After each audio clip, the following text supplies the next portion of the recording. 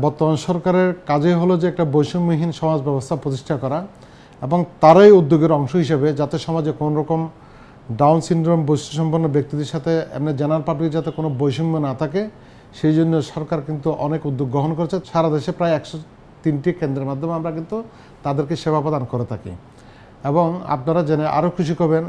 এই সেবাটা যাতে আমরা প্রান্তিক লেভেলে মানুষের কাছে পৌঁছানো যায় সে উদ্যোগও কিন্তু আমরা গ্রহণ করেছি। আমাদের এই উদ্যোগ শুধু সরকারিভাবে সীমাবদ্ধ নয়, আমরা সরকারি, বেসরকারি এবং সরকারি এবং আধা সরকারি সব সম্মিলিত প্রচেষ্টা কিন্তু এই কাজগুলো আমরা করতেছি। আমাদের এই দিবসে আমি বিশেষ করে এই যে যারা ডাউন সিনড্রোম বৈশিষ্ট্যসম্পন্ন ব্যক্তিরা এবং তাদের সেবায় নিয়োজিত তাদের অভিভাবক এবং আরও বলবো যে আমি তাদের অভিভাবক ছাড়াও যেই সকল ব্যক্তিরা তাদের প্রশিক্ষণ সহ